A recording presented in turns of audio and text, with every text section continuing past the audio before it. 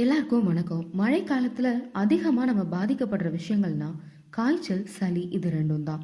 இதுக்காக ஹாஸ்பிட்டல் வரைக்கும் போகாம நம்ம வீட்ல நாம தினசரி பயன்படுத்துற பொருட்களை வச்சே நாம நம்மளை குணப்படுத்திக்க முடியும்.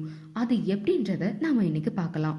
டிப் நம்பர் 1: துளசி ஒரு கைப்பிடி அளவு, சுக்கு ஒரு அங்குல அளவு, மிளகு ஒரு ஸ்பூன் எடுத்து சுக்கையும் மிளகையும் லேசா தட்டி கருப்பட்டி தேவையான அளவு சேர்த்து காஃபி மாதிரி கொதிக்க வச்சு 50 ml ஒரு நாளைக்கு 2 வேளை குடிச்சிட்டு வந்தோம்னா காய்ச்சல் மாறும்.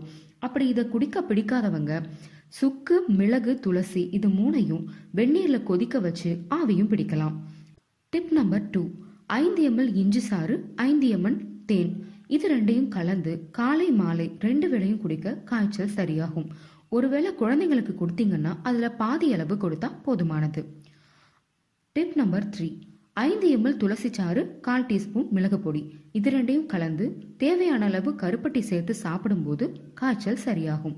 டிப் நம்பர் 4: ஆடாதோட இலைய வாட்டி அதோட சாறு 5 ml எடுத்து அதுல 5 ml தேன் கலந்து சாப்பிடும்போது சளியோட இருக்க காய்ச்சல் சரியாகும்.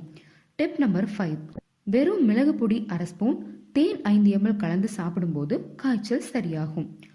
டிப் நம்பர் 6: 2 கைப்பிடி வேப்பிலை எடுத்து வெறும் வாணலியில இட்டு மிதமாக சூடாகிற வரைக்கும் வறுத்து அதை வெள்ளை துணியில வச்சு தலையில கட்டும்போது காய்ச்சல் மாறும்.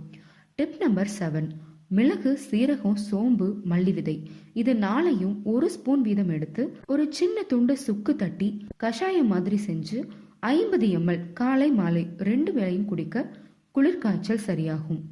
டிப் நம்பர் 8: வெற்றிலையில தேங்காய் எண்ணெய் தடவி நல்லெண்ணெய் விளக்குல வாட்டி 2 உள்ளங்காலையும் இளம் சூட்டுல வைக்கணும்.